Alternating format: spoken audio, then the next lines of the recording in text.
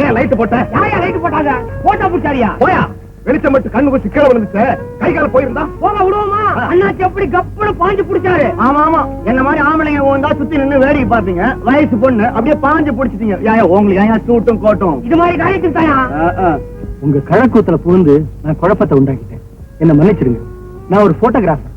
அழகும் கலையும் எங்க தென்பட்டாலும் அதையெல்லாம் படம் பிடிச்சு பத்திரிகைகளுக்கு அனுப்புறதா என்னுடைய பொழுதுபோக்கு. அந்த ஆர்வத்தினாலதான் நான் இப்படி. பரவாயில்லைங்க, படம் எடுத்துக்கணும்னு எனக்கு கூட ரொம்ப நாள் ஆசை. அப்படிங்களா? நான் இப்ப எடுத்த போட்டோ ரொம்ப நல்லா இருக்குங்க. அதில் நீங்க ரொம்ப அழகா விழுந்திருப்பீங்க. அப்படியா? எங்க எடு பார்க்கலாம். இங்க இப்போ வா. நீங்க ஆமா.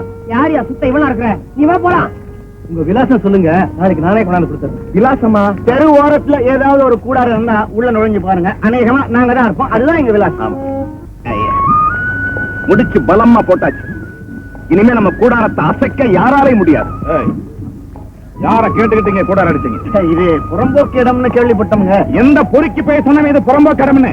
என் பங்களா பக்கத்துல இருக்கு. இங்க கூடாரம் அடிச்சா எனக்கு டிஸ்டர்பன்ஸ் இருக்கும். இடத்துக்கு வேணா வாடகை வாங்கிட்டு போங்க. என்ன மட்டையா என்ன சொல்றாரு? பிச்சைக்காரர்கிட்ட வாடகை வாங்க. ஐயா கார்லயே வருவாரு. நேரா தூக்குடா, வேற இடத்துக்கு போவோம். வேண்டாம்.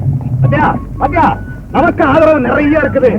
ஆமா, இதே இடத்துல கூட இடத்த போட்டுக்க. ஐயா பெரிய ஐயா வேண்டாங்கிறாரு. இந்த இடத்துல வேண்டான்னு சொல்றதுக்கு இந்த ஆள் யாரு? ரொம்ப மேட்டாவையா? என்ன உங்க இடமா? யார் இடமா இருந்தா எனக்கு வேணா. என் பங்களா பக்கத்துல இருக்கு. எனக்கு சொல்ல குடிச்சு யாரும் உங்களுக்கு சொல்லையா? ஜாக்கிரதையா பேசு. காலமே மாறிட்டு வருது. குடிச்சு இருக்கிறவன் பங்களாவுக்கும் பங்களா இருக்கிறவன் குடிசைக்கு போறதுக்கு ரொம்ப நேரம் ஆகாது.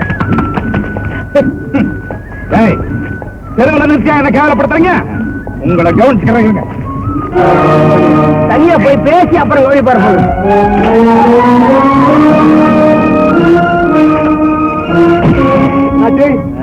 பெரிய ஐயா மிரட்டிட்டு போறாரு.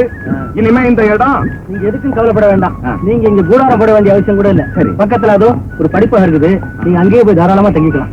அந்த படிப்பகத்துக்கு சொந்தக்காரங்க யாருன்னு ஒண்ணும். ஐயா, அந்த இடம் ஒருத்தருக்கு மாத்திரம் சொந்தம் இல்ல, இந்த ஊர்ல இருக்கிற அத்தனை பேருக்கு சொந்தம். நீங்க தைரியமா போய் தங்கலாம். பயப்படாம போங்க. நாங்க அடிக்கடி வந்து கவனிச்சுக்கிறோம்.